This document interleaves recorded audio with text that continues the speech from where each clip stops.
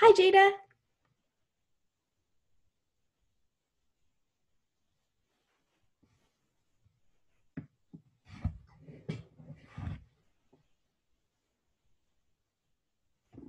Hi, everyone. Can you all hear me? And are you all able to unmute yourselves? Yes. Yeah, I can hear you. Jada, can you hear me?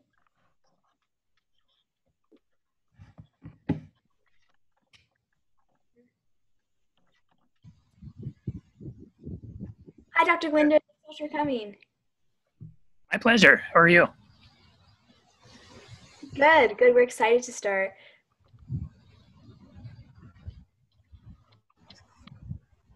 Jada, you good? Okay. And then when you want to speak, you can just unmute yourself, or I can also unmute you. Hello? Yeah, perfect, perfect. Okay, great. Just want to make sure you can hear me. Well, we're so glad we can get you guys all together. You probably all have not met each other before.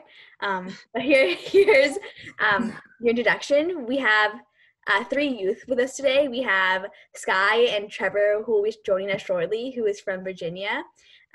We have Jada, who has used Instagram and YouTube as platforms to be an anti-vaping advocate. We also have council member Greg Tanaka, who is a local city council member in Palo Alto, and Dr. Glinder, who's a pediatrician who is working closely. And now we've just had, something we want to ask you is, how would you like us to pronounce your last name? Natalie. Oh, hi. Hi. My last name is Andrade. Andrade, perfect. That's what we thought. And Miss Andrade is here from the Santa Clara County Office of Education to tell us. I was just doing some introductions. Thank you so much. Awesome. Thank you. I think we're going to wait until probably 7 to 7:05 so the attendees to start coming in. But before we start, do you guys have any questions? Are the attendees joining the same link as us, or are they in a separate breakout room or waiting room? They'll just be joining the same thing as here, but they will not have any video. So that'll be the only difference. Because the only reason I ask is there's a lot of Zoom bombing. So I mean, on our council meetings, we get this quite regularly. So I'm just curious. Really? Zoom bombing happens a lot to you guys? Kind of, yeah. Especially when the link's public. So you may want to have someone, yourself or someone, ready there just to kill people. Okay. I can definitely be aware of that. Yeah, thanks for letting me know.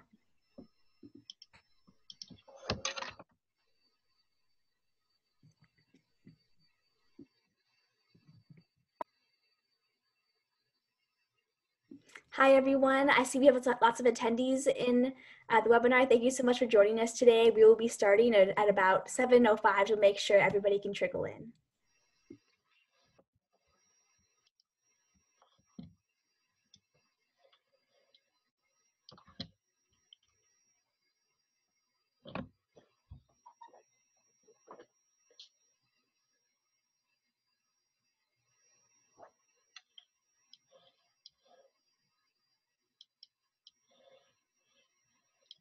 Hey, Divya. Does my audio work?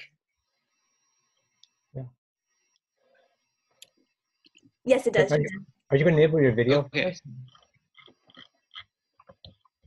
Oh, I'm going to be sharing screen, so. Up to you. It's sometimes nice for people to see who's talking. Okay, I'll enable right now, I guess. Hello. Hey, Faisal. Hey, how's it going? How are you guys? Good. Good here.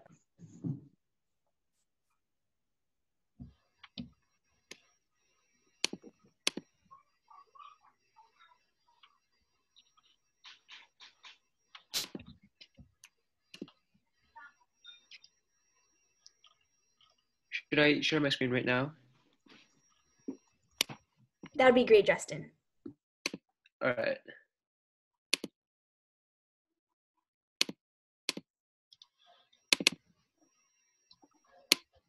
Can everyone see it?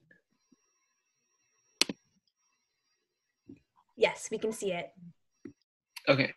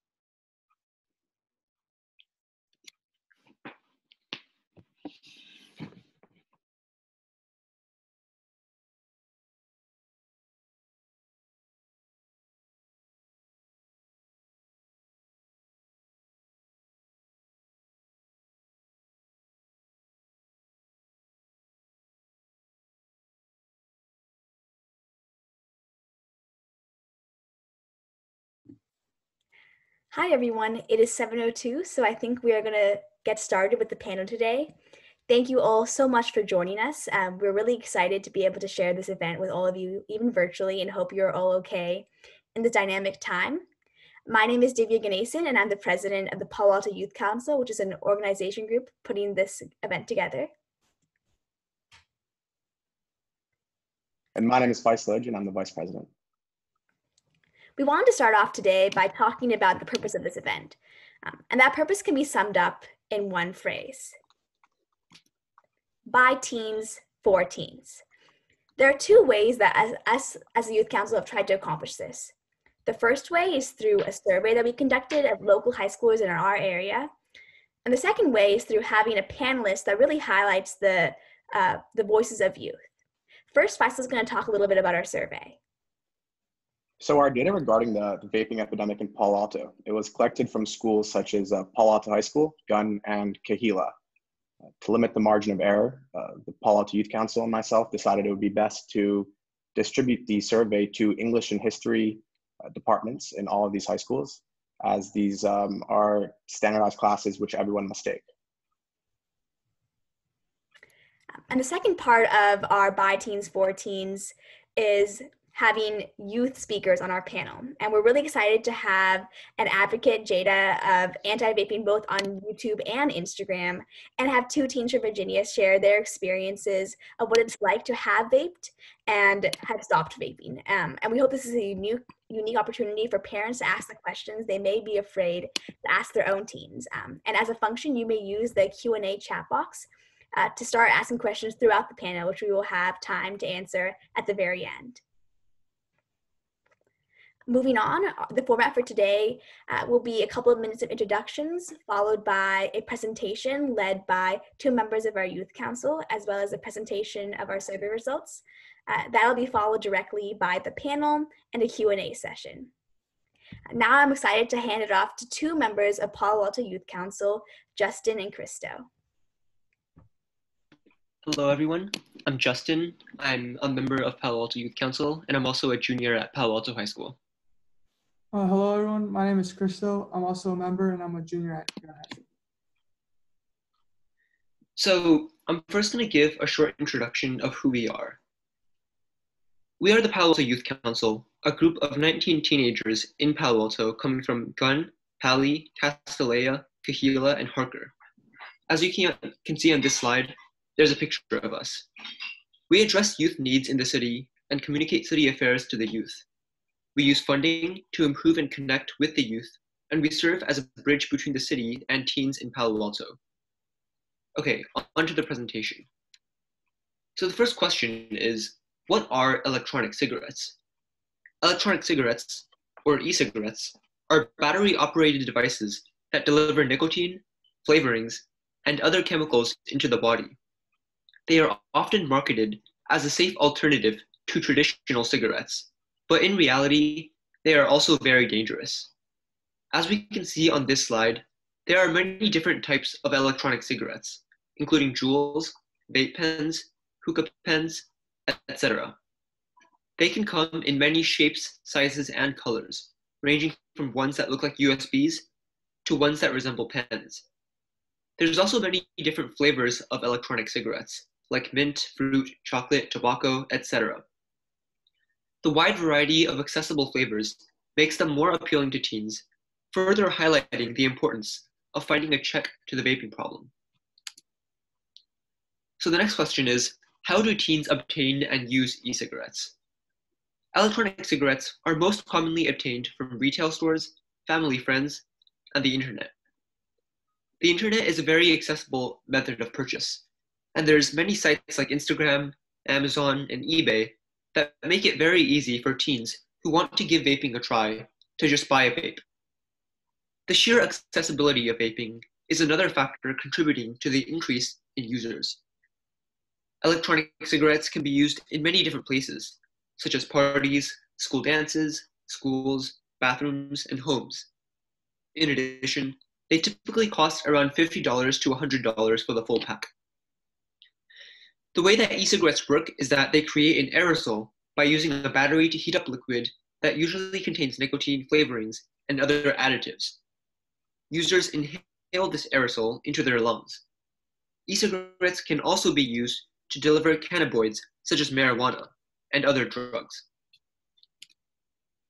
Next, why is vaping harmful? All of you are here, so I think it's safe to assume that everyone knows that vaping is harmful. But I'm a high school student, and I know from firsthand experience that many of my peers don't know that vaping is actually very harmful. However, vaping has been scientifically proven over and over again to be harmful in many ways. For one, vaping is harmful for brain development. According to the Center for Disease Control, the part of the brain that's responsible for decision-making and impulse control is not yet fully developed during adolescence. Young people are more likely to take risks with their health and safety, including use of nicotine and other drugs. They are also uniquely at risk for long-term, long-lasting effects of exposing their developing brains to nicotine. These risks include nicotine addiction, mood disorders, and the permanent lowering of impulse control. Nicotine also changes the way that synapses are formed, which can harm the parts of the brain that control attention and learning. Next, the majority of electronic cigarettes contain significant amounts of nicotine and can easily lead to addiction. In addition, they are especially dangerous for adolescents, who can get addicted more easily than adults. The nicotine in e-cigarettes and other tobacco products can also prime the adolescent brain for addiction to other drugs, such as cocaine, which have drastic consequences. Finally, the substance in e-cigarettes can also be harmful. As mentioned previously, e-cigarettes can contain harmful and potentially damaging chemicals, including nicotine, ultrafine particles that can be inhaled deep into the lungs, flavoring such as diacetyl, which is a chemical linked to a serious lung disease, volatile organic compounds like benzene, which is found in car exhaust, and heavy metals like nickel, tin, and lead. Another risk to consider involves defective e-cigarette batteries that have been known to cause fires and explosions, some of which have resulted in serious injuries. Okay, so now onto the survey results. So many parents of children in the PUSD district believe that the vaping epidemic does not affect the highly academic and prestigious PUSD district. Yet, from the data we collected, as you can see, approximately 1/5 of the surveyed students vape.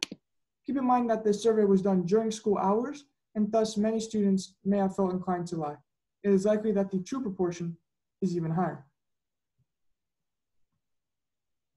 Now, to further show the extent of the problem in the PUSD district, from the statistic, over 50% of the respondents know someone who does vape. Not only that, but around 30% of the total respondents know at least 5 other people who vape. These statistics not only show the magnitude of the problem, but also show how the problem is occurring here. Vaping is affecting this teen community and directly or indirectly many of your children. And therefore, the solution will require an effort from this community. As you can see from the graph, 20% of those who vape, vape daily, though like the first statistic, this statistic is also likely an underestimate. Equally interesting, however, is the large percentage of students who chose the other option, which in this case is likely fewer than only a few times, or vape rarely. These students likely do not own a vape and only vape on few social occasions. This, however, is still an issue as each time they are inhaling dangerous chemicals, which over time will accumulate. This also shows the cultural acceptance of vaping among teens, as many do not own one, but are not opposed to vaping in general, which is a dangerous viewpoint. Now, this statistic is truly eye-opening, as even though 94% of people know the dangers of vaping, 20%, at least of those that we surveyed, still vape. A significant amount of vapers understand the consequences, and yet this still fails to dissuade them from vaping. This shows how solely educating teens on the negative effects, like has been done in many of these schools, is not enough, and a further effort must be made to tackle this problem. Now, as we consider solutions, we must consider the cause of vaping or what influences these teens to vape. The above statistic shows the variety of causes, right? You see the many different bars. As we draft solutions to the problems, we must acknowledge all these factors and look to tackle the problem on both the social and legal front. Now, as we speak of solutions, many of you may think of a more punishing approach, but it is important to understand that not all of these teens willingly partake. Many of these teens started willingly, yet as you can see from the survey, the majority now want to stop, yet cannot. These teens require support and rehabilitation rather than punishment. This statistic shows how teens would approach this issue. Now, 58 of the surveyed teens, the bottom bar, chose the other option, proposing their own solutions. As we work towards ending vaping, it is important to remember that teens experience this problem firsthand. We are on the front line. These are our classmates who vape and our bathrooms they vape in. So I advise everyone to listen to the teens or their teens when coming up with a solution. Now, as Justin mentioned before, many teens purchase these devices from the internet or even retail stores. These teens then resell these devices to their classmates in school. This is why such a large proportion of those who vape claim they obtained the vape from their friends, which in this case would be the green bar. This too is important to consider when looking for a solution, for if we can limit the distribution of the devices, we can minimize their usage.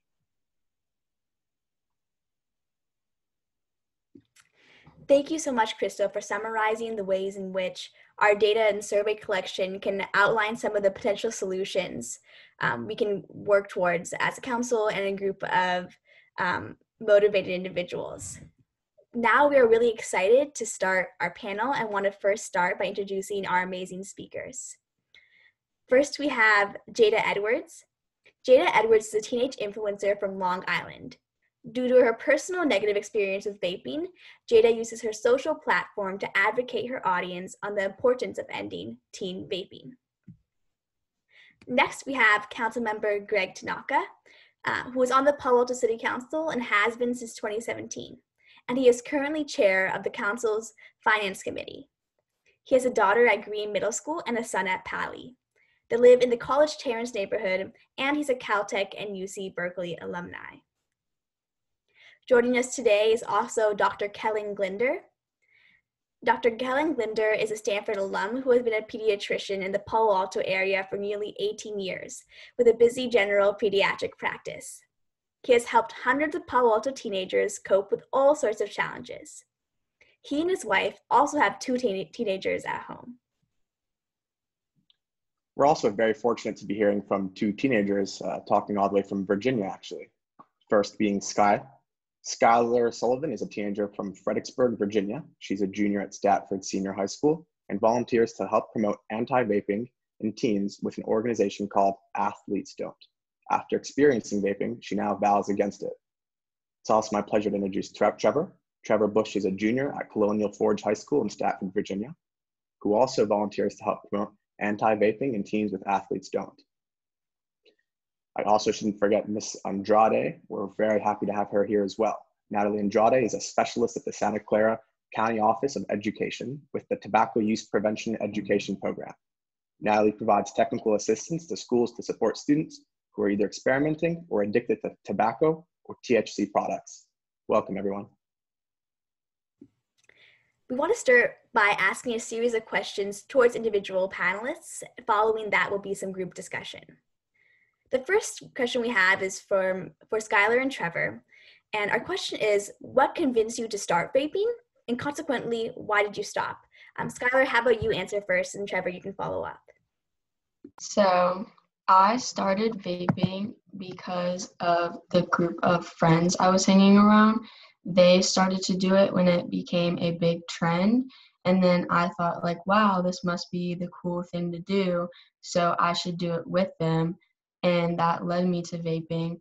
When I stopped is when my mom, who is a founder of Athletes Don't, she brought it up to me and we had a conversation. It really occurred to me wow, this is bad for my health. Like, there are no good outcomes from this. And that's when I decided myself, like, I need to stop this. Thank you, Skylar. Trevor?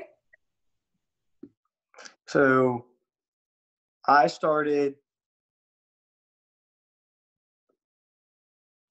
vaping in like around freshman year ish, and I never really truly did it that often. You know, it was really just when I was with my guy friends, like when I was with the boys, and you know they had one, and I thought, you know, hey, they're doing it, why don't I join in, stuff like that.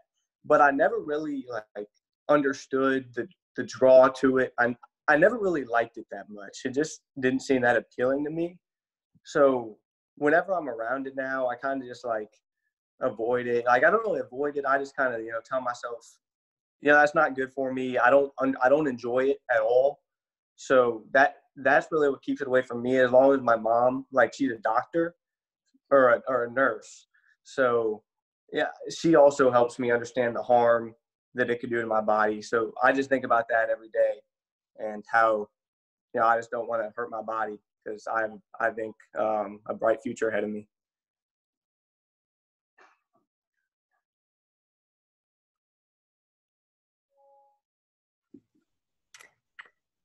Thanks so much, Trevor. So next we're going to be hearing from Dr. Glinder. So Dr. Glinder, as a doctor, what really has been your experience in working with teens who have been who've vaped, and what concerns you the most really about it? Well, first off, I just like to say that this is an amazing group of people that you've put together, and I'm just very impressed. If every pediatrician had the opportunity to have an awesome group of teenagers supporting the community around them, people would be healthy, and we pediatricians wouldn't have a whole lot to do. You know, I think the scariest thing for me is that the lung tissue itself is some of the most fragile tissue that we have in our entire bodies, and it's not supposed to be exposed to random stuff. And we are in this grand experiment where we're taking literally random stuff that we can't even identify. We don't even know the ingredients of the stuff. We're atomizing it and sending it deep, deep, deep into the lungs over and over again. And so there's short-term consequences of it, which people feel and see, and sometimes that has a really bad outcome. Sometimes it gives them a drug effect. Then there's a medium term, which might be what we're seeing now, what happens when you've been vaping for months to years. But there's also going to be a long-term outcome to that we can't predict. We have no clue of. And whether that's lung cancer or other kinds of things, when you're inhaling substances, it's like you're bringing it into your body like when you're eating it, except just a whole lot faster and a whole lot stronger. The substances in these devices are at a concentration that is unprecedented in human history, and we are a grand experiment, and everybody who's vaping is deciding to be a guinea pig in that experiment. So there's what's on the market, there's what's legal, what's illegal, and I have even seen, you know, as you guys can all imagine, I'm sure you've seen it too, I've seen very well-intentioned, very smart teenagers thinking, oh, I'll just crack this open, I'll hack this device, and I'll put in a substance that I think is benign, like essential oils. You're supposed to be able to breathe in those aromas. You're not supposed to be able to vaporize them into the atom sized and inhale them deep in your lungs, though. And we see, you know, I've seen a patient who's very well intentioned, straight AP classes, but she somehow decided like that was a really smart thing to do, and she damaged her lungs permanently. So we're in this grand experiment, and it's scary. Thank you, Dr. Glinder. Thank you for taking the time to be with us today. And I'll hand it off to Divya now. So now that we've had a little bit of a chance to hear the medical side of vaping, I want to shift our focus a little bit to the government side. And we have a question for Council Member Greg Tanaka. And that is, what do you think the City Council should do? And what role does government have in addressing the vaping issue? Thanks, Divya, and thank you for having me on this panel. I'm also honored to be on here. Really great group of panelists here. And it's a very important topic. vaping is a serious issue in the community, as a survey shows. It's causing serious harm, as the doctor mentioned. And so for a city, we're looking at how do we deal with this issue. And there's really kind of two ways we could deal with it. One way is on the supply side. So the county of Santa Clara basically banned the sale of it at physical stores, at least one that are unincorporated. And so the city followed along and also banned the distribution of vaping products at physical retail stores. Now, that had the unfortunate effect of also sweeping away even people who are 21 and older, so non-minors, to also not be able to buy at physical stores. So actually on Monday, we're actually going to look at trying to tune it so that it could allow the sales of vaping to 21 and older, like adult stores, but still ban minors.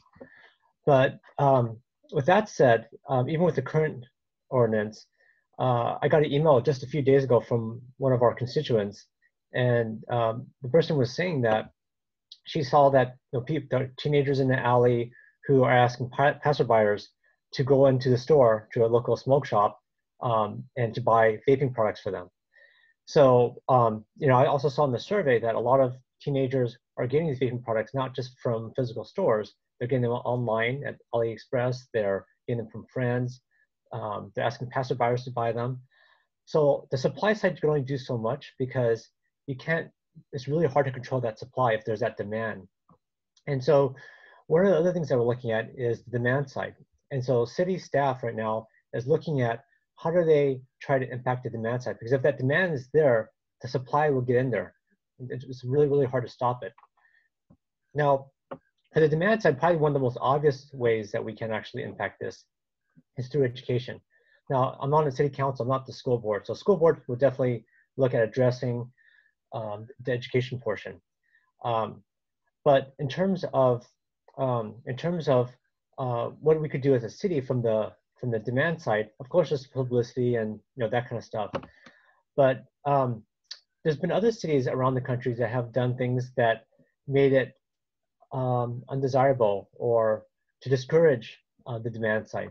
So, for instance, some cities have done fines, right? Fines for minors. So if you're caught with a vaping device, you get a fine, right? And sometimes the fine could be quite substantial. Or like that survey said, there could be a fine plus you have to go through a, kind of like a driver's ed type thing. You have to kind of, so you're kind of forced to see the impacts of what's happening. But one of the things I'm actually interested in getting on this panel tonight is ideas, because I think we certainly don't have a lock on all the ideas of what we can do to really impact the demand side. Some teenagers I've talked with, they said that if the fine significant enough, even for here in Palo Alto, that it would get parental involvement. And I think that's also kind of important because right now, vaping looks very harmless, right? It's just a little USB-sized pen. It's at least it's not burning tar or some other, some other kind of chemicals. So maybe some parents aren't as tuned in on it. And it's also harder to catch.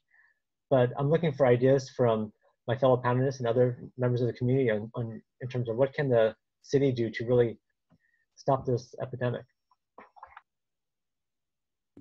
Thank you, Councilmember Tanaka, and we look forward to exploring some of those solutions later on in the panel.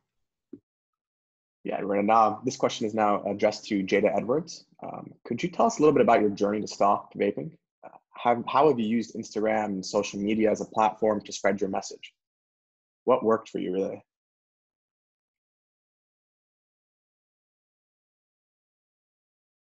Can you hear me? Yes, we can now. All right. Thanks for asking. Actually, me personally, I made the choice to quit once I began educating myself on the negative effects on developing teenagers like me. After researching and also experiencing some of the physical and mental effects myself, I decided to make a YouTube video talking about my negative experiences from vaping at a young age. In the video, I touched on the fact that I was very codependent on vaping, and I use it as an outlet on stressful days, but really it was causing me more harm than good. I also included news articles from other teenagers' experiences to show my audience how serious teenage vaping is.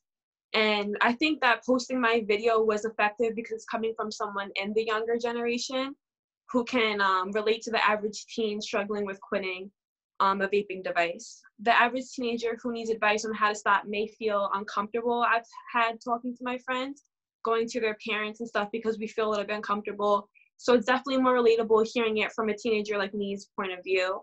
I've had many people contact me actually personally after watching my video and ask me for advice. Some even share their stories because they don't feel comfortable talking to people in their life. So I believe that the more awareness and education we bring to the topic, the more we could hopefully prevent this. Yes, I agree as well. And just two more questions for you. What would you recommend to other teenagers who want to stop vaping but find it very difficult to? I personally would recommend finding support within family and friends. Teenagers are sometimes embarrassed or scared to talk to adults because of fear of getting in trouble. To parents and members of the community, just remember to be warm and welcoming to teenagers, and they'll open up to you, especially if they know that your main concern is their health above anything. They don't want to think that they're just going to hear from you yelling and stuff. They want to make sure that they can open up and you just care about them. I would recommend teenagers to talk to whoever they're comfortable with, to look for support with trying to quit vaping. Having someone to be there for you during the process can make a big difference. In my case, actually, for instance, my best friend and I, we quit together, and quitting together really helped the both of us because we held each other accountable if one of us decided to go back to vaping, and we were able to lean on each other for support and motivation while quitting. Everyone is going to have a different method to quit at the end of the day, but I definitely believe the first steps on educating yourself on how serious the matter is and reaching out to others who can help you along the way to quit. Many teens have a lot of people they can go to, they just don't feel comfortable. Like I stressed to you guys before, that's why it's important to have everyone educated on how to deal with the matter. Sure. Thank you so much. Appreciate it. Thank you so much, Jada. Now we want to take kind of more of a current look at the vaping situation. As we know, in our current situation, we are all affected by COVID-19, and specifically, I want to ask Ms. Andrade, given her expertise at the Santa Clara County Office of Education, how is teen vaping connected to today's current issue about COVID-19, and what action has Santa Clara County taken to address this? Well, I just want to say thank you so much for inviting me to be on this panel. It's really inspiring to see you all bringing awareness to this topic. It's really great. To answer your first question, so I'm going to kind of go into like some of the background. So using tobacco and nicotine products weakens the immune response in someone's lungs due to the toxic chemicals found in these products. So that makes it harder to fight off harmful viruses and bacteria. We know with current events that exposure to COVID-19 could lead to an attack on the lungs, and that puts someone who smokes or vapes at an increased risk of either being infected with COVID-19 or have worse outcomes from being infected. Other factors for increased risk of being infected include people sharing the devices with others. So I think from the survey that Christo went over, he mentioned that some teens may vape in like social settings. And so even being in a social setting and sharing the devices could put someone at increased risk. And users also touch their face more frequently. I've been doing a lot of like research online. There's been countless articles coming out about the link between COVID-19 and vaping. And I've read that health experts wonder if vaping is causing younger patients in the US to be hospitalized with COVID-19 at a higher rate. This is just a speculation. However, this kind of makes sense since we know that vaping or smoking impacts the immune response to fight off infections. So that's why at this moment, it's so important to quit smoking or vaping or to even just reduce use. By quitting, it gives the lungs will begin to have a normal immune response to infection. And the point is really that reduced risk of being infected or having worse outcomes is just by not smoking or vaping. To answer your second question, since the shelter in place, the County Office of Education's Tobacco Use Prevention Education program that I work in, our team has gathered quit resources to be made available on our 2B website. And we've shared them widely with our schools via email and virtual network meetings. Everything is virtual right now, so at the moment, we're just really trying to get those resources out to people. We've also been available for technical assistance to schools and to provide additional support if needed. Our team also offers webinars and virtual presentations. So if a school, since distance learning is happening right now, schools can request for virtual presentations. And we also recommend a virtual curriculum from the Stanford Tobacco Prevention Toolkit. They just released, or not just released, but like a month now, they've had a virtual curriculum on vaping and cannabis. And so that's being rolled out to schools. So students are taking that curriculum online as they're distance learning. And all this information is made available on our website. And I can share that with everyone afterwards. Great, thank you so much. Now I'd like to open this next question up to all of our panelists. You can either use the Zoom feature to raise your hand, or you guys can just jump right on in. Should schools punish teenagers who find themselves vaping? Go ahead, Natalie. Thank you. Give me 1 second. So that's a good question. So at the County Office of Education, we encourage schools to use alternatives to suspension and to support students who are vaping with CRIT resources. I think also, again, what Crystal mentioned from that survey, which was so cool to see, that teens need support, not punishment. And so schools should use this as a learning opportunity to address any root causes, provide CRIT supports, as well as other positive coping mechanisms, and a referral to mental health supports if needed. Thank you. Anyone else? Do any of the teams? I was going to jump in and just say I echo that. I mean, I think, you know, particularly for somebody who's addicted, an addiction is a medical condition, just like any other chronic disease. And, you know, in our society, our culture writ large, unfortunately, we end up punishing individuals for being addicted rather than really treating them as they should. If they had cancer, we wouldn't punish them. It's kind of an outdated scientific modality to punish the addicted. So, thank you. Do any teens want to comment on how, if they have had students at their school be punished because of vaping, or the types of punishment they've seen at schools when the kids have been caught? Yeah, Skylar. So, like, during school days, like previously what was said, like the first response to like vaping is like suspension or detention, like straight to punishment.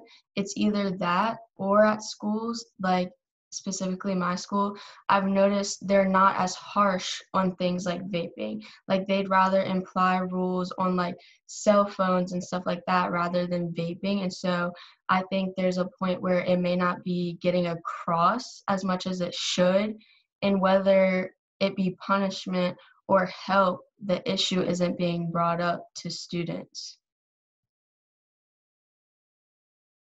Trevor, do you want to add something?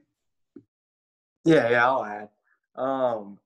Personally, from my experience, I do not see any students that get punished. I do not see them fixing any of their, I wouldn't call it behavior, because sometimes, you know, you can't help it because it's an addiction, but I do not see the punishment helping them whatsoever.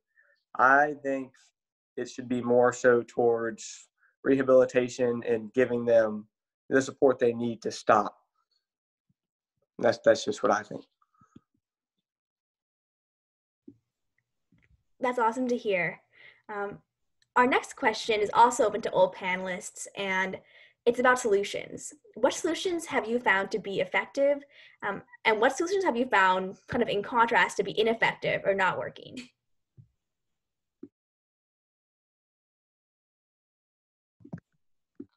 I'll go off of what Jada said earlier. The approach of being like there for you instead of like aggressive or being judgmental towards people who are addicted, I think that's like a very important thing, because a lot of teens our age, like Jada said, are scared to open up because we're scared of like being disappointed at us or being mad at us. But when you come to us with open arms, we are more likely to accept what you're saying and take it in. Jada, did you want to add anything about any solutions or ideas?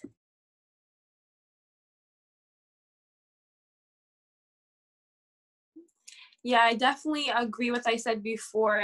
Having someone that you could feel just cares about you more than getting in trouble in school. I definitely agree with that as well, because I feel like that they should have someone they should talk to. It's hard to go through anything alone, especially if you feel like you're just going to get in trouble for speaking up for what you have to say. I definitely think that's effective. I have a question. Based off of this question, I was wondering, so if the student is caught with vaping devices at school, what should happen? What would be the appropriate thing for the school to do that would discourage vaping? So I don't know the answer. I'm just asking my fellow panelists for their insight on this. I can answer. That's a great question. And I think that at the schools, we're still the schools want support on what to do. And right now we're really encouraging an alternative to suspension. So an example of that would be providing brief intervention. And this is an intervention that is between maybe the counselor on campus with the student one-on-one. And it's providing motivational interviewing and really setting goals and how to quit and change the behavior. And so I think that's what we're trying to hope for, is to move away from punishment in terms of like suspension and more towards doing something that addresses the behavior in maybe a restorative way. Yeah, Trevor. Oh, I kind of forgot what I was going to say, to be completely honest with you. So, yeah. You're fine. If it comes back to you, we can come back to you. Don't worry. Well, I've heard some parents like complain that sometimes, like if the kid's caught with a vaping device, they don't even take it away. They let them keep it, right? They don't even, like, schools will confiscate the cell phones, right? If you're using a cell phone like when you're not supposed to, they'll confiscate it. But the vaping device, they'll just let them keep it.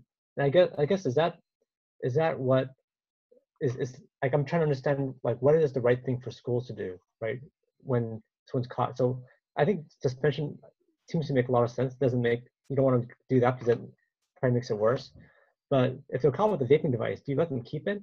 If they're using it, do you say you can't use it, or do you continue to let them use it? We've had members of the public who come to our council meetings and have advocated for, an outright ban of vaping in public, right? Is that something we should do? Or if someone's vaping on campus, right in the classroom, is that okay? Or should that student be told not to? Or if they don't stop, do you take the device away? So these are questions I'd love to, figure out how do we handle. I can answer that. We don't want to encourage students to be vaping, especially in the classroom. The schools that I've worked with do confiscate the items, and they have them locked away in the office. Another concern is how to get rid of, like, once the school confiscates them, is how do they get rid of the products? And so maybe working with the recycling program in getting rid of those out of the school. But yeah, we don't want to encourage students to continue vaping. We want to provide them with quit resources. We want to provide them support and find the root cause as to why they started or why they're using in the first place, whichever way the school wants to handle that. Jada, did you have something to add to that? And so, yeah, I live in New York, and definitely a lot of the kids, they get their devices taken away. There's like no exceptions. But another thing I did want to say is there's also the case that in my school in New York, since it's so popular, kids seem to think that getting in trouble, oh, I'm just going to take the ISS and it's okay, I can do it again. I think that some schools should kind of make it mandatory to at least check in with the students or have them mandatory come in once a week until the problem gets solution, compared to where you just get the ISS and it's just done with and they can get caught again. I think there should be a long-term plan, but that's just a suggestion that I say based off of my experience in my town. ISS is actually detention, basically, or out of school. Someone asked that question. All right, thank you. Oh, go ahead. Dr. Glinder, yeah. Dr. Glinder, go ahead. Well, I was going to say, your average smoker of all ages, not just teens, but your average cigarette smoker takes 8 attempts to quit smoking. And the experience of quitting any addictive substance that's super addictive is one of continuing to quit. It's not like we can expect that there's one event and then most people are going to quit. And so I think this is a real issue, from the medical side of things. If I can just stick to that lane, like I think it is the right call for us not to have smoking or vaping in public. I think there is secondhand smoke, and people can do what they want in their own. Adults who are legal can do legal things in their home, but they shouldn't compromise the health of passersby or certainly other people in class. People all argue about what is in the secondhand smoke of these electronic devices, but it has been shown that that is also dangerous. And the vapor or the smoker has no clue whether the person next to them has pneumonia or asthma, COPD, lung cancer, tuberculosis. Like I could go on and on and on. And I think to have a unified front that do no harm, this should not be a public thing. Done. And then that makes it, I think for schools, they don't have to worry about the voting public as much. They can say, this is not a school thing. Teachers shouldn't be doing it. Kids shouldn't be doing it. That sends a really strong message, right? The whole question of should these things be taken away or not, of course they should be taken away. That, in my view, that is not even they should be taken away. That's not a school device. It's not a school device. And the parents should be involved in some way, shape, or form. But of course, when schools can only react to what's happening at school. They can't react to what's happening outside of school. So then you get in the question of, well, what should parents do when they get involved and get these phone calls, and how do they handle that? And that's a whole different discussion. But I think from the medical side of things, there should just be, it shouldn't be a public thing. Thank you, Doctor. I appreciate it. So I think now we're going to move on to the next question, if no one else has anything to say. Again, this is open to all the panelists. What's the best advice you have for parents who are worried about their child vaping? And is there any tricks or hints? How can parents know when their child are vaping such a small and discreet device? I can jump on that. I think if you're having this discussion with your 15-year-old for the very first time, you got a lot of work to do. If you're having this discussion with your 3-year-old and your 3.5-year-old and your 4-year-old and your 5-year-old, and you're continuing having this discussion, just like you would about media use or alcoholism in our society, or somebody who's schizophrenic on the side of the street. I think we parents don't give kids enough credit of all ages for what they can handle and the kinds of discussions and thoughtful responses that they can have. And I think showing those vulnerabilities and what we do know, what we don't know, and trying to keep that developmentally appropriate, asking if kids have any questions, can develop a dialogue over time. Dr. Glinder, on that note, one of our attendees asked, at what age should school districts begin teaching their students about the dangers about vaping? And I'm not sure, Ms. Andrade, you want to comment on that as well. But is there a certain age? Is 3 too young? Is that old enough? Well, maybe before I'll leave the school curriculum question to her, but from the parent perspective, I would say, when's the first time that a kid actually will look and see that somebody is vaping or smoking in public? That's the right time to have that first discussion. I definitely agree. the schools that we work with, our grant covers education to be provided from 6th through 12th grade. However, because we're seeing vaping in 4th, 5th graders, I think the earlier we start, parents or the school start talking about this, the better. Yeah, and just to answer that question as well, the advice that I would give to parents is to educate yourself as much as possible what these products look like, because they're changing all the time. There's always new products coming out, and it's so important to know like what they look like, so if you find it, you know what it is, and then just to have an open conversation about it with your children. And I would add, if you're having a discussion with your teenager for the very first time, ask a lot of questions. What's going around? What's this like? Make up an invisible friend. That's like, my friend is struggling with this. I don't know any of this stuff. Like, tell me this stuff. I don't, like, what's going on? Like, I go to the vape store, actually look at this stuff, pick it up. Do any of our team panelists have anything to add? I also just want to say another thing is that I would actually check your kids' social media here and there. I'm not saying to always be on it and stuff, but a lot of my younger cousins, I would look on like TikTok and videos and stuff, or Viscos, and you'd see like sticker videos of them smoking, thinking it's cool kind of in some type of way. So to answer the question, how you can know when your child's doing it, look in front of your face, look at the obvious, look at little spots here and there, their social media, how they're representing themselves, because a lot of kids don't know the kind of look they're giving themselves to future colleges and everything, just from that aspect as well. I would also like to come from a different point of view. I know like a group of friends that I used to talk to all the time. As kids, we can be very sneaky with our parents, and there are many ways you can hide your devices. Like there are so many places that there's like a new one every day that people come up with.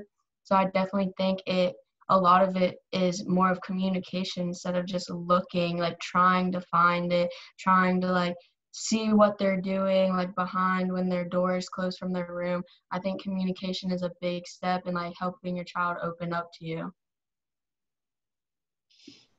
I completely agree with what Skylar said.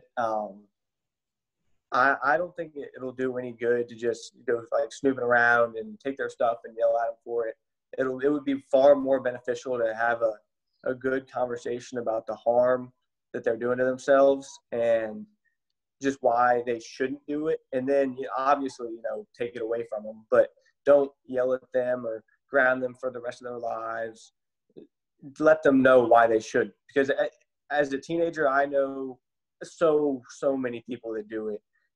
It's just become such a big problem that's it's uncontrollable at this point. So I think everybody needs to learn and be educated on how horrible it really is for you.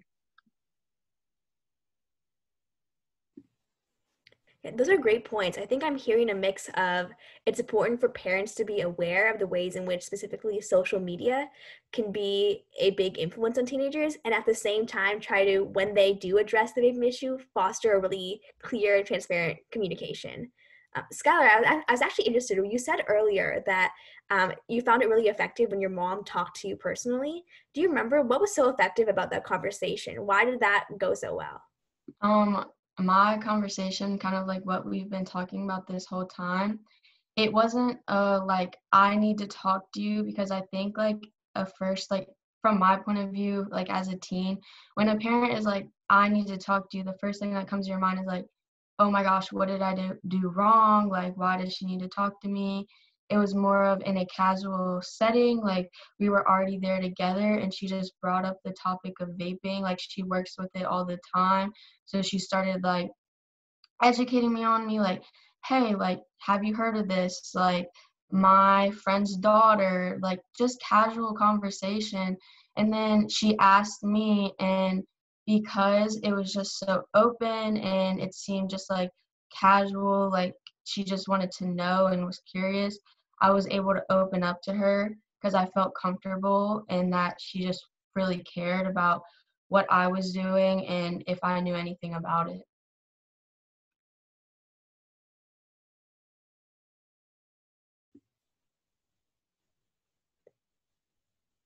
Thank you, Skylar. I'm sure a lot of parents are going to be taking that advice to heart later on at some point if their kids end up vaping.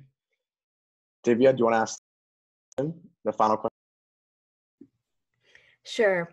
I think some of our attendees have been talking about some of, and as opposed to some of the superficial ways of stopping vaping when it starts, the question of how do we stop vaping before it even starts, those preventative measures. And so going back to that, what do you think are the root causes of vaping, either for teenagers and more, and how can those root causes be addressed as well?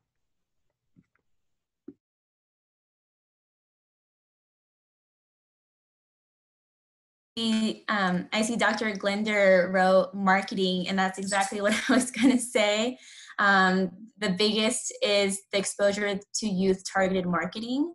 The tobacco companies, Big Tobacco, has a lot of money that they put into advertisements, marketing, even on social media. Instagram, Joel did that with Instagram.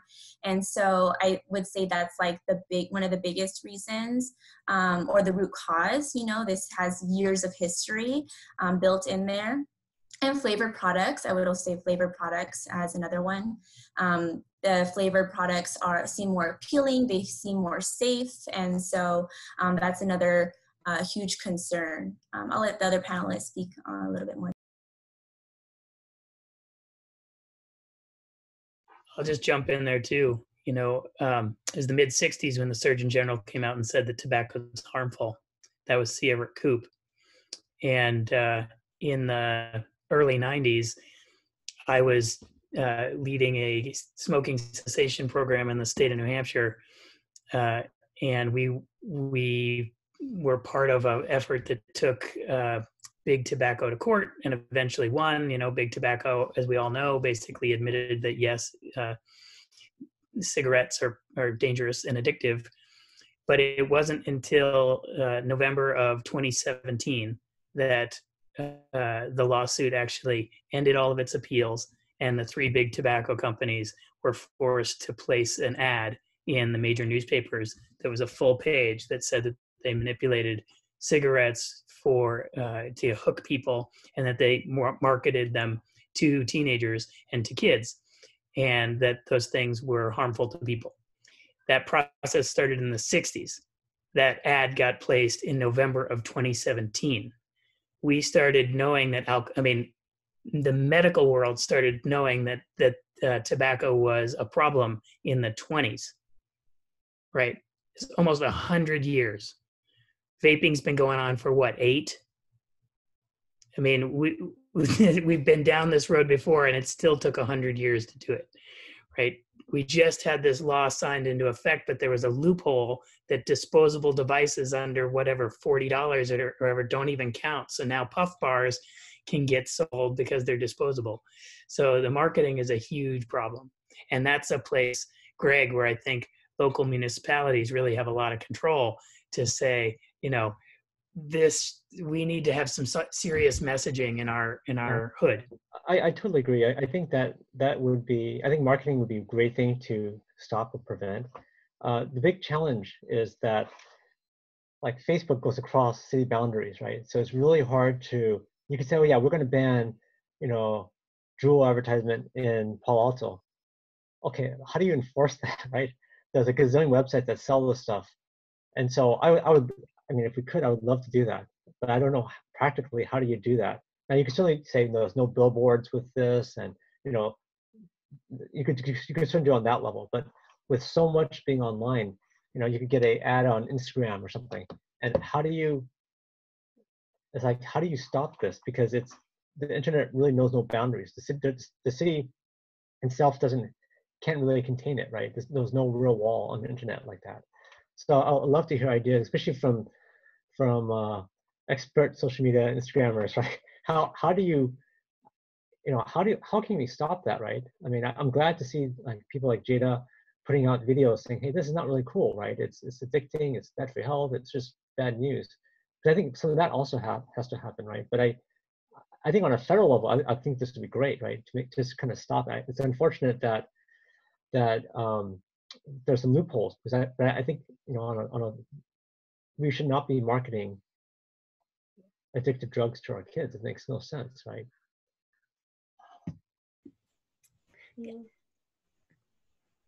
Touching on what he said before, why do people vape? What's the cause? The question. I definitely think with a lot of my friends in my community, we didn't smoke cigarettes before. We actually didn't do anything until we saw everyone have Juuls, have vaping devices and everything. So the main reason we started is because everyone else was. So I think the reason to get everyone to stop, and what we have to do is make everyone not make the new trend anymore, not the new fad anymore, and not everyone thinks that's the coolest thing to do, by getting the teenagers that we can, by educating them and getting them to stop, and then having the kids that are educated to make it around their friends. Oh, you shouldn't do this, and just educate them more, because not everyone's going to listen to the facts and be like, oh, you're just talking. But when they hear it from a friend and a friend's perspective, that really makes a difference compared to hearing it from adult or hearing it from anyone else. I think really we're undermining the effect that friends have on each other and their influence on quitting major things like these.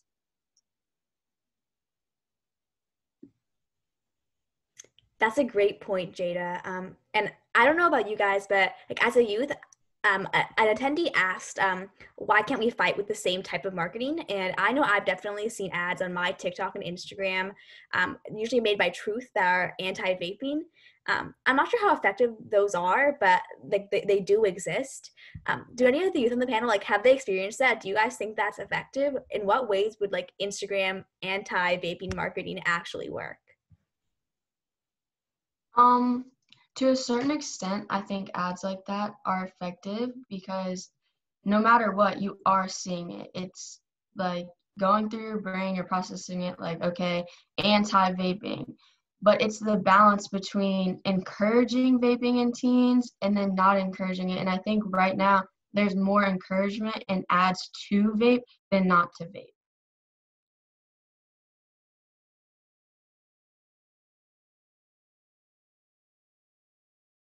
I would also add that what is marketing is really blurry at the present time, right? For instance, you might watch New Girl and the Netflix sitcom and see that they're driving a Ford Flex all the time. Like all of a sudden, that can be like, oh yeah, hey, I know a Ford Flex. That's a comfortable brand to me.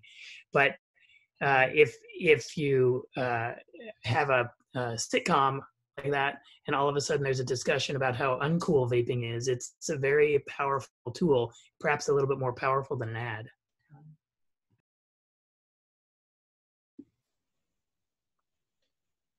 Thank you, Dr. Booner. I completely agree. Oh, sorry. Go ahead, Councilman. Oh, sorry. So I just saw one of the people comment on this, but definitely this discussion inspired me that maybe I should go back to our city attorney to figure out is there some sort of anti-vaping advertisement we could do in our city? I just have a feeling it's very hard for us to enforce, but you got to start somewhere, and maybe this will inspire other cities around us to continue this. But I do agree that advertisement is definitely an issue, right? The marketing of this. Trevor, did you have something you wanted to add? No. Okay, sorry. I saw your hand raised. Oh, sorry. So another member of the audience asked, tobacco spends millions of dollars on an advertisement and giving money to influencers. Nonprofit government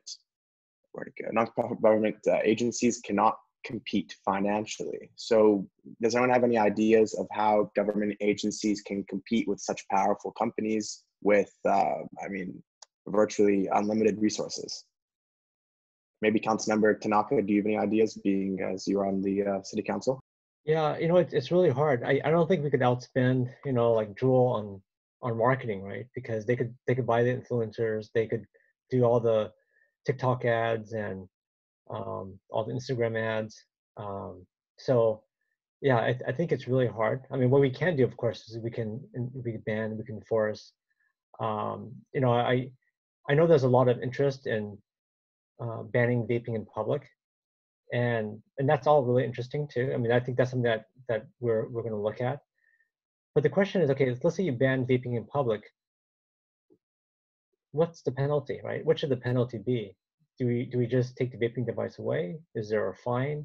Is there a what should happen? And I guess I'd love to hear people's opinion on what should happen, because we have other ordinances in our city, like anti-idling ordinances, but there's no penalty. Right? So you can leave your car idling for 24 hours a day, and there's really no penalty, although you're not supposed to, right, according to the law. So the penalty also matters. And I realize, you don't want to necessarily suspend people from school, but if someone's just vaping in public, let's say a minor is vaping in public, what should happen to that person?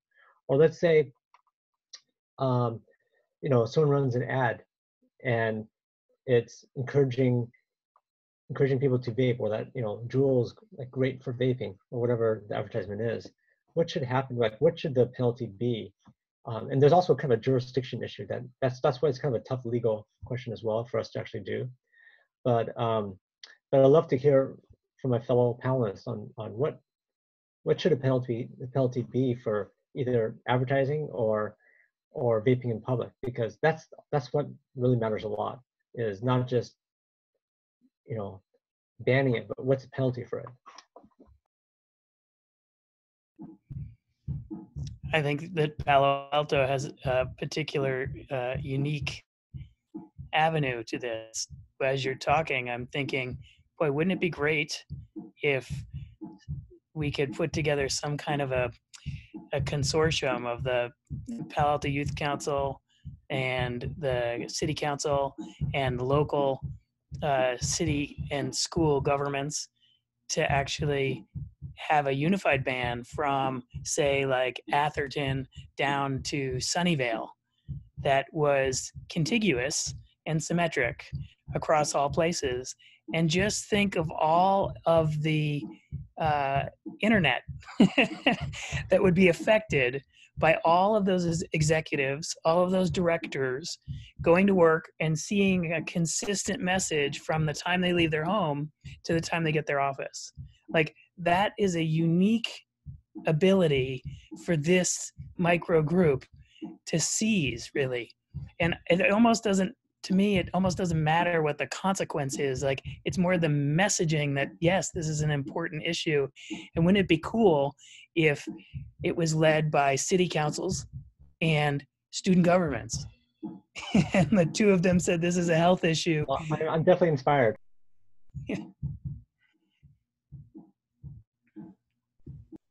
That's awesome to hear. I feel like I already see some ideas coming out of this, so that's awesome. We've already kind of started going into this, but we are officially in the Q&A session, and so continue to write your questions in the Q&A box, and we are excited to ask them to our panelists. Something I saw that was put in very early on was from Mr. Lee, and he asks, how do teens use Instagram to purchase e-cigarettes?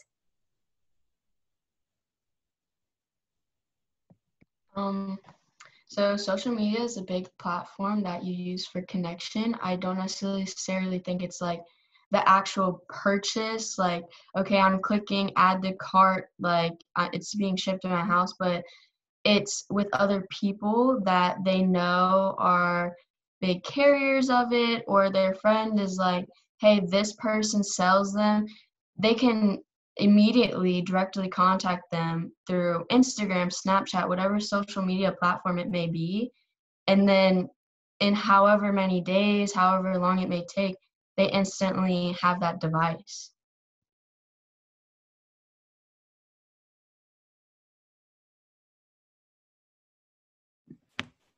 Anybody else want to add?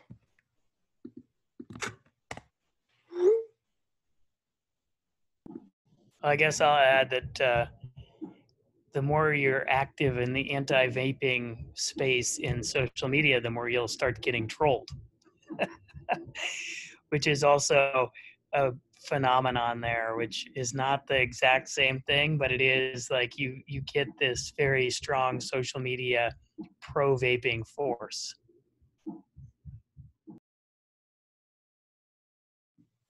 That's a great point, Dr. Glinter. So we have a next question from Lisa, and she's wondering if you know your teen is vaping, but he hasn't told you yet. As a parent, how should you kind of approach it? I think you can approach this in a way of like telling, like, making sure they know that you're talking about this with them because you care about their health. And it's not like, I know you're vaping, you know, just tell me, if things like that. It's like, hey, son or daughter, I really care about you, and I just want to have this discussion with you. And I think that's a really good way to bring it up, as opposed to just getting them in trouble. I also think an efficient way that works is, like, I know, like, from my circumstances, all my friends' moms and, like, my mom are friends. They talk all the time. And so bringing it up as, hey, like, her mom told me she was vaping and they were vaping together. Like, have you ever vaped with them? I think that is also an effective way, because it's bringing it to the table, like, without force. Like, you're just wondering, it's just a question, and it's very easygoing. That made me think of that approach as being really non-judgmental. Like, you're just kind of approaching it in a warm and just kind of like just a conversational way.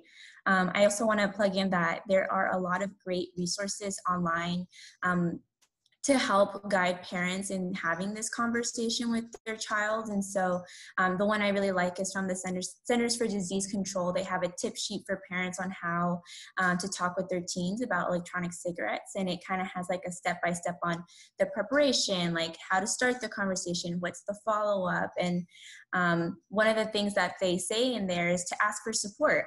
Ask your healthcare provider on how to have that conversation, and together maybe having that conversation, or the healthcare provider having that conversation with their patient, with their child. I'm curious to know how many teens on the panel actually would be honest with their healthcare provider. I definitely would. I know, like, from personal circumstances, whether it's a checkup or anything, like, even with my parents in the room, like, my doctor, like, different times. One time, like, have you vaped? Like, recently, when was the last time? Like, I knew, like, speaking up and telling the truth was the best idea, because we're all in this together to make and ensure our health. And Personally, sorry. Expanding on that, I also agree. I think that honestly, with my mother or father in the room during a checkup or something, I'm more likely to maybe lie sometimes. I'm not gonna lie, but if I was alone, I was talking to my healthcare provider, I would definitely be honest. I think the way the doctor approaches it, or just talking to the patient alone, definitely makes a difference. Just want to add that in. personally, for me, if I were to be having issues, if I were to vape or use any other type of tobacco product, if I were to be having issues, then I would definitely tell a doctor or a dentist or whoever needs to know. But if I myself did not see any negative effects happen to my body, even though they would be underlying, I probably wouldn't say anything, honestly. And then we've another question, if anyone has anything to add, from Basil. And what Basil is wondering is, should cities accept money from vaping companies who are sponsoring safe vaping, as some cities around the country are doing? Any thoughts on that? You mean, I didn't see that question, but you're saying, like, should we allow Juul to pay City of Palo Alto for anti-vaping things, or? Yes, exactly. I think if it's anti-vaping, yes, right? I mean, if it's to promote their product, absolutely not. But I can't see why not. In fact, maybe as part of the community service, they should be doing that, because it's impacting the people in our city. So yeah, I think I mean, maybe if it could be perhaps even mandated, right, as part of as part of the product that they're selling, that they have to, there's gonna be a tax on it for incurring the damage that they're doing. There's actually a model in the medical world for this. Drug companies can provide information about a topic when it's unbranded.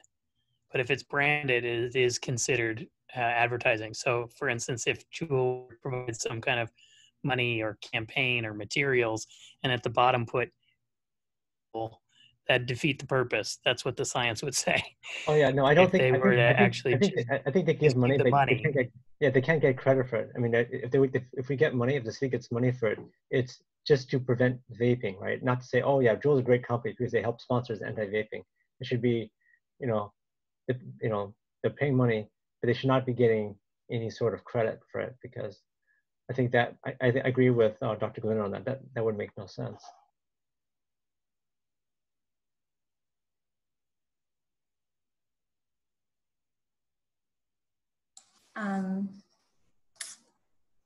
Can everyone hear me okay? My internet's kind of going in and out. Okay, great.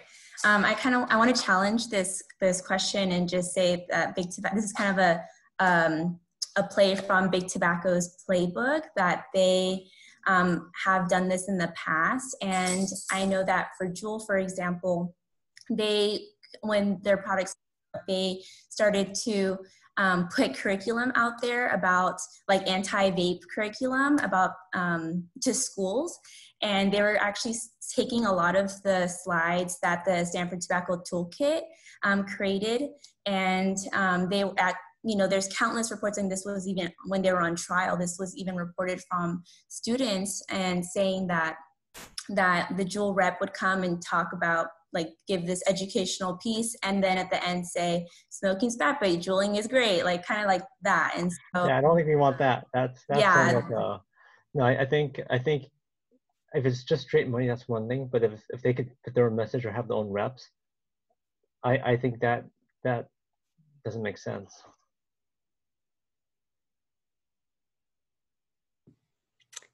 Well, both of your questions make up another question, at least for me, which is that I feel like some people do argue that if it's not juuling, it's something else, and that inherently, in some forms, teenagers will look for substances like this. What are your thoughts on that? Do you think that if juuling were to end, something else would just replace it? Like, we've seen juuling kind of evolve into puff now being the new market. What are your thoughts on that? I think that there will always be a new product if there is, like, say, a demand for it. And I think the best approach moving forward is to ban flavored products from being on the market in general, because if we continue having flavored products, there will always be a new product coming out.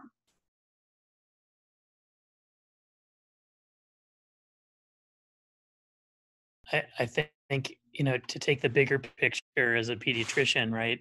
Your teen years, your late middle school years, and your 20s are all about individuating and figuring out who you are. By the time you get to 50, most people have figured it out and they're trying to reinvent somebody else. But from about 11 to about 28, individuation is a very important thing. And part of that is experimentation and figuring out how to be different from the household that you grew up in. And so there's a fair amount of experimentation that happens there. And experimentation is going to happen. That has fueled the human race. It's kept our gene pool alive and successful for millennia. But when we're talking about substances, I think it is helpful to think about how those substances affect the wider culture that we're in. And, whether we ban flavors or ban vaping and all of that, those things, I think, have a very real effect. And yeah, there will be a next thing, and we have to keep talking about it. The ultimate is just to actually be very proactive about this and bring the education forward, bring it younger, open up these conversations. If you're feeling awkward having this conversation with your teenager, it's because you're not doing it enough. And you need to do it 10 or 12 more times.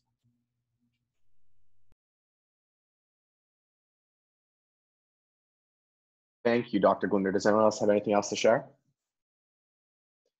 All right, and our next question is from Reneka, and she's wondering, what effect do you guys think the school closures for COVID-19 will have on vaping rates among teens? Will they stay steady, increase, decrease? What do you guys think? I personally think they will decrease. I know that vaping and substance use is done a lot in like small gatherings with friends or at parties. And so I think with everybody like supposed to be at home, you don't get as much of the opportunity to do it. So I definitely think it will decrease.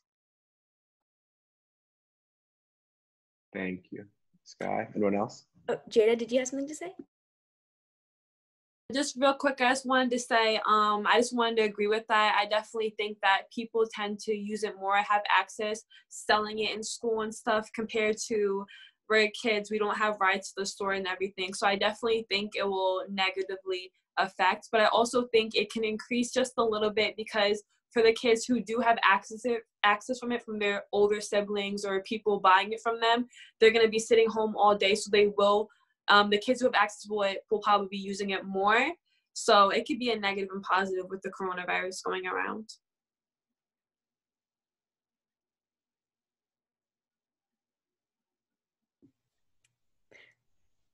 Thank you. Another question we had from the audience is something I'm actually curious about myself. Is secondhand vaping dangerous? And if yes, why don't people talk about it like they do secondhand smoking? Like, I know personally, I have lots of friends who will say, oh, like, I don't vape in social gatherings, but that doesn't mean they're not around it. Is that a difference?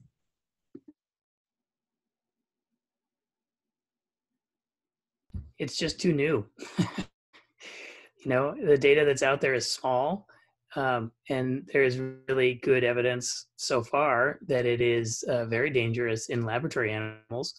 But if it takes 20 years for cigarettes to give you lung cancer and 24 to kill you, you know, we're 8 years into vaping, we just don't know yet. The technology has outpaced the science, as it has in so many realms.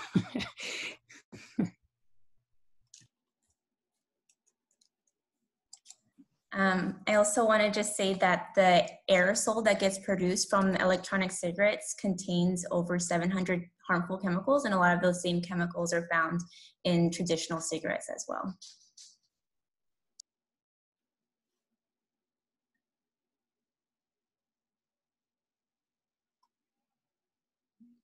So if no one else has anything else to add, one of the audience members has commented, we've been talking about developing a promotional campaign to counter vaping advertising. And they're wondering, would that be a professional campaign? Might the city sponsor a team competition to create a message? Does anyone else have any thoughts, especially you, Councilmember Tanaka? No, I love, actually, it's a good idea to actually have a team competition or something, because I think a lot of teenagers are more likely to listen to people like Jada or other, you know, people their age than people my age, right? So I think, you know, in some ways we should recruit influencers on our own, right? To you know, create these messages on TikTok, right, and Snapchat, on platforms that maybe a lot of parents aren't that used to using, right? So I think it's actually a good idea, and it's something which I'm writing down a list of ideas, and this sounds like a good one. That's great to hear, Councilmember. Anyone else have any thoughts? Or should we move on to the next question? Someone asked as well, does vaping tobacco and vaping cannabis go hand in hand? Do any of the team members have anything to say about that?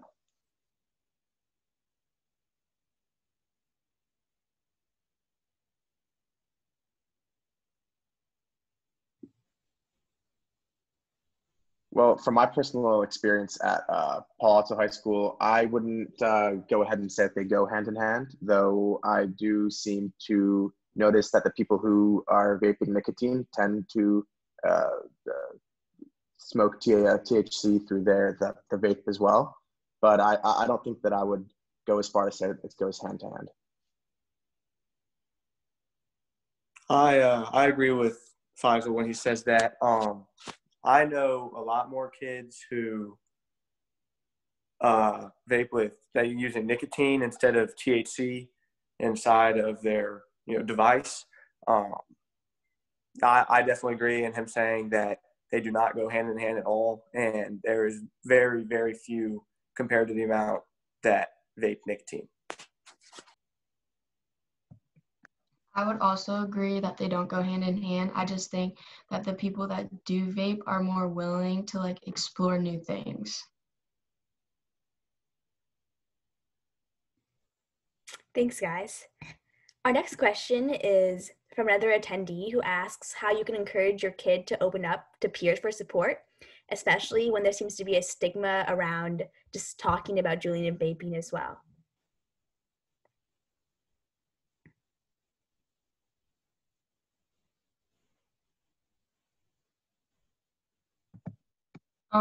So I think a big thing with peers has to do with yourself. It's who you choose to surround yourself with. If you have peers that enjoy vaping and encourage that, then you can't really lean into those people to help you out of the situation. Like for me, I know like when I was around all the people that were vaping, that's when I was vaping. But when I looked to my other friends to help me stop, the people who didn't stop, that's when it actually stopped.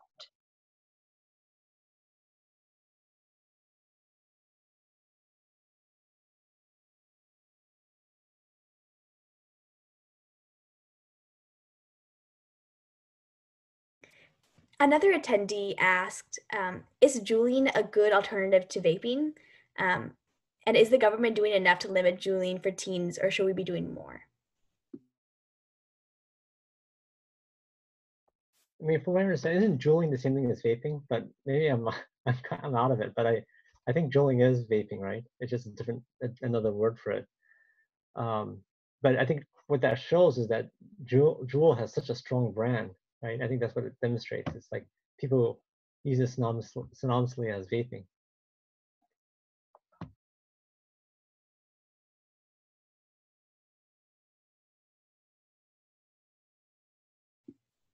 Ms. Andrade, did you want to add something? Yeah, sure. Yeah, so just what Councilmember Tanaka said, juuling is vaping. They are the same. Juuling is just another way of saying it because of the Juul device. Yeah.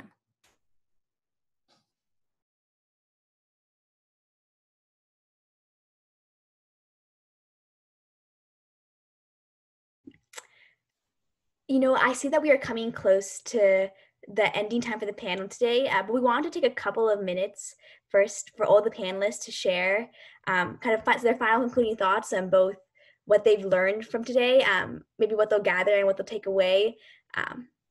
We can go in a circle, and maybe we can start with my screen. Sky, you're at the top left, so do you want to start?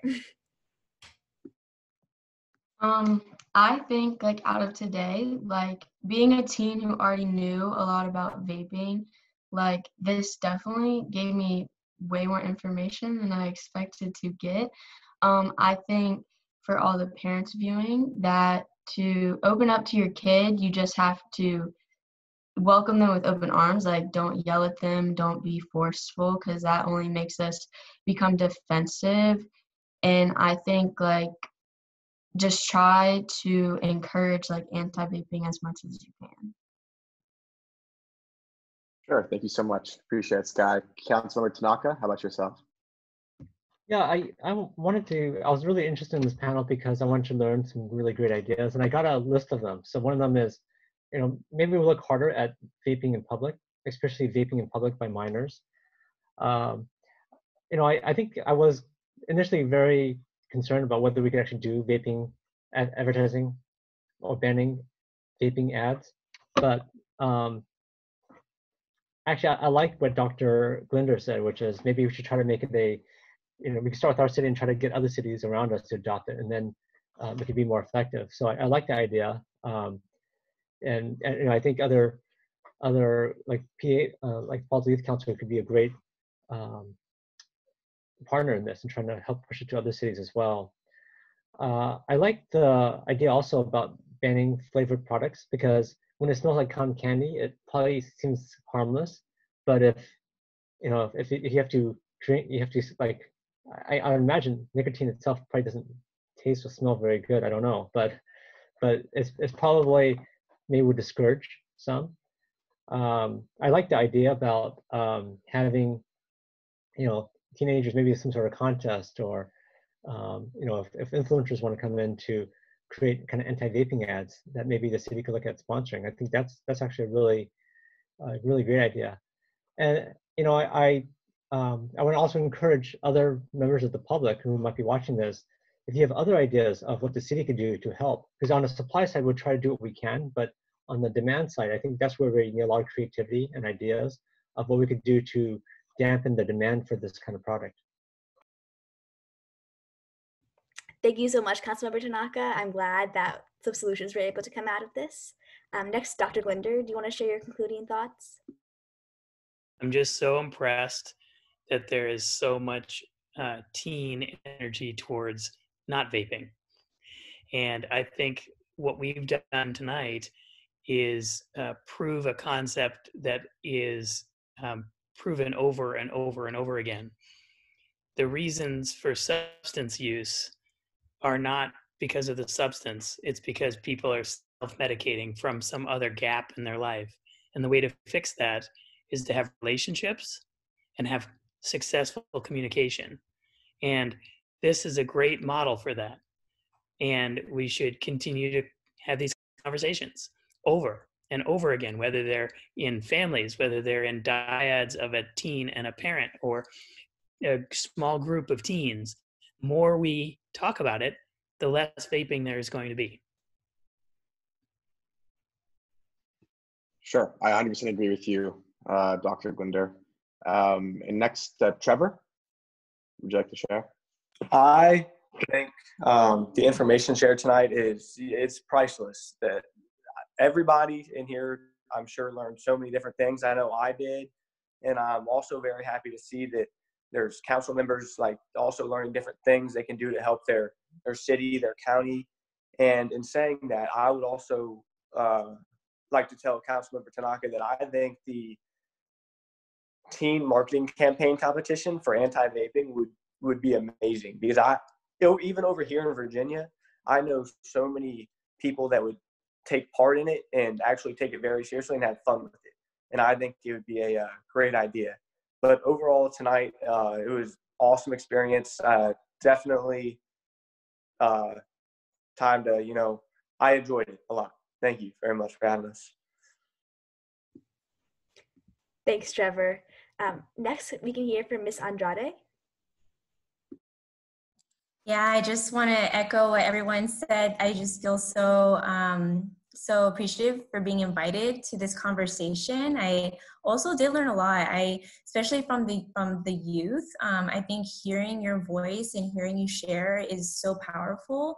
And I hope that we continue to have these conversations, to continue doing things like this, even if it's done virtually because of our circumstances. And so I just want to say thank you, and that you're all like really amazing and really great advocates in your communities. Thank you so much. And how about you, Jada?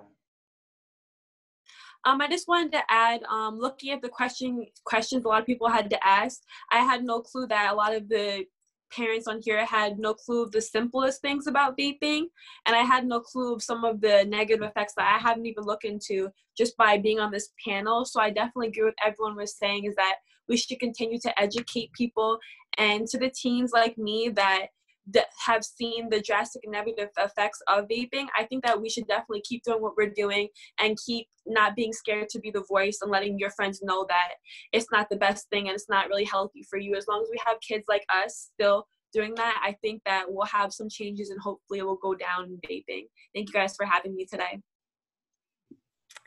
Well, on behalf of the whole Palo Alto Youth Council, we want to say thank you first to all our panelists for joining us today, and to all our attendees for listening and being really engaged both in the comments and questions. We hope that this is only the start of the conversation, and in fact that we're opening the doors for more solutions and conversations to happen in the future. We'll be sending out contact information for more action in the future. But for now, have a great night and stay safe. Thank you. Thank you very much. Thank you. Bye. Thank you. Thank Thank you.